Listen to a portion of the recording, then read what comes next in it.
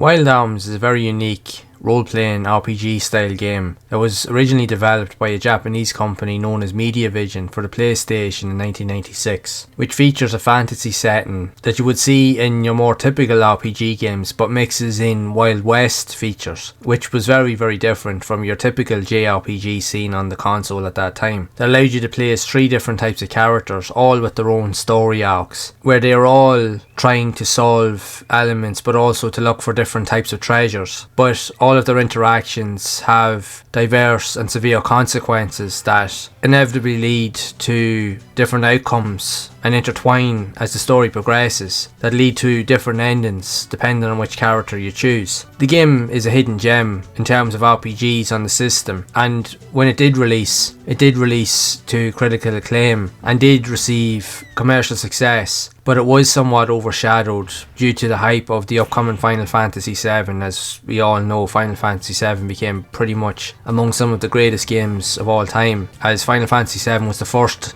game in that series to be released on any other platform other than a Nintendo console. But with the PlayStation expanded and blew up in terms of JRPG popularity on the console, which also led to the popularity of people sorting and looking for other alternative games to play, and Wild Arms was among many of those games. In all respects, the PlayStation is an absolute powerhouse for JRPGs. It's easily one of the best platforms or consoles out there ever, that houses a ridiculous amount of classic and iconic JRPG games. While you do have a mixed bag of different types of gameplay styles and even different terms of quality, they're all unique in their own way and they will all appeal to a different dynamic of player. But that's what makes the PlayStation so iconic, is that depending on whatever genre you play a game on and whatever type of player you are, you can guarantee that there is a game that's going to suit your needs. Like with the amount of different types of RPG games, you have anything from turn-based combat to action, adventure style RPGs, and these would become more popular as the system progressed throughout its lifespan. But Wild Arms was one of the earlier and original RPGs seen on the system, and it itself also helped to pave the way for many other iconic titles that would later be released on the system. So much so that Wild Arms itself is considered an extremely popular series spawning many different sequels that have been released on consoles even up until the modern day. With Wild Arms 2 also seeing life on the PlayStation, and Wild Arms 3 that would later be one of the earlier games released on the PlayStation 2 during the early 2000s. And with the popularity of these games, the original 3 games released can also be now found on the PlayStation Plus premium subscription catalogue for fans to revisit the game, or even for new fans to enjoy these classic RPGs but with modern elements. Plus they've also included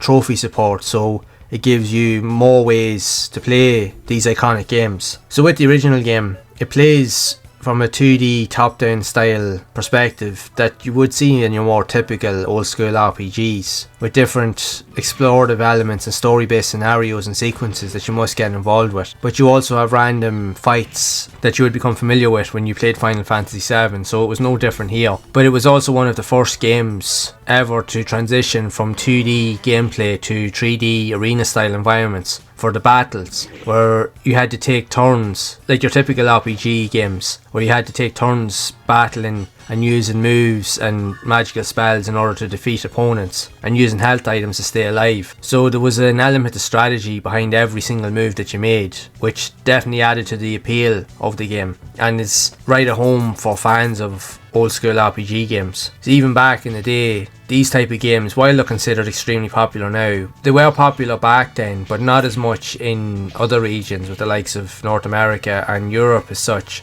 as we were more used to more action focused games. But in Japan, these style of games were the go-to. Everybody loves RPGs in Japan, but more so in recent years, within the last 20 years, these games are becoming a massive powerhouse. Everybody loves these games now because of the unique and quirky elements and the nature. While they are slower paced compared to more traditional games, they have enough unique appeal and style and just quirky elements and atmosphere about them that really make them stand out. And plus people are adapting to this type of dynamic and style with these games, so that's what makes them almost timeless, if you will, as they really are in many ways not too difficult to pick up and play in most respects, but will take a while to get used to certain dynamics. But once you master the controls and the strategies behind it, you will definitely have one of the best experiences that you can have when any of these type of games on the PlayStation. And Wild Arms, even though it was overshadowed by the likes of the success of the Final Fantasy games, it's still considered to be among the best RPGs ever released on any console, but it's still often overlooked. But now is the perfect time to go back and play these iconic games in the series, as now we can play them through the PlayStation 5, so now is no excuse. Even for myself playing this, I've only really gotten around to playing this recently. Like, I have seen it, and I remember one of my younger brothers had the first game years ago, and he was mad into RPG games. He still is. RPG games are his favourite style of game. He plays them all the time. And I do remember him seeing it, playing it, but I never got round to getting involved with it up until recently. And I can see why he enjoys these type of games, because I have to say, this really is a hidden gem of a game. It is phenomenal.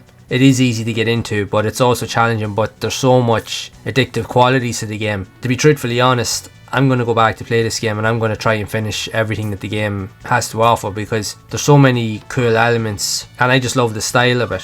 So it's definitely a game I'm going to be playing for quite a while. That and its sequel, as I do enjoy the explorative elements of these games, always trying to find hidden secrets and trying to find new items and unlock different things. If that's something that you like, you'll be right at home here. You'll have this in abundance. You'll have a lot of fun with these type of games, as they cater to those dynamics, and there's so much here to get involved with. It is a really, really good game. I highly recommend that you try it out, because I'm currently enjoying it, and for those that have yet to play it, I can guarantee you will have a good experience with this game, and even its sequels. So I would highly recommend that you do try it out, or even revisit it if you're a long term fan. I would love to know your thoughts of Wild Arms, and even the games in the series. What do you think of it overall? Is this one of your favourite JRPGs that would have been seen on the PlayStation back in the day? Or even which ones were your favourites? What other types of RPG games do you like that were seen on the PlayStation? So be sure to share it down in the comments below. And if you would like to see more videos around other iconic JRPG games that were also released on the PlayStation, check out the playlist below in the description and on screen to see more of those games in action. And as always, keep those gaming memories alive.